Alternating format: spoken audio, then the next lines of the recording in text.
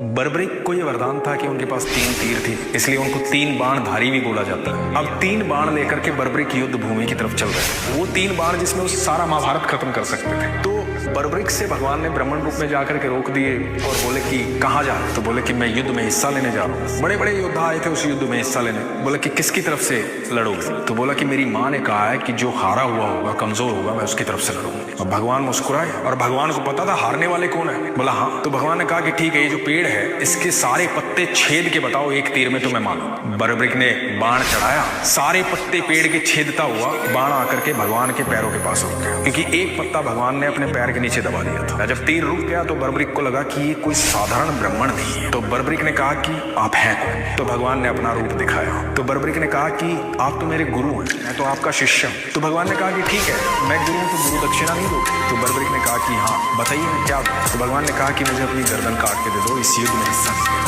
तो बर्बरिक ने क्षण भर भी नहीं लगाया, उसने गर्दन काट के दे दी। भगवान ने कहा कि मैं बहुत प्रसन्न हूँ तुम्हारी इस गुरु दक्षिणा से, तुम्हारी इच्छा क्या हो बताओ?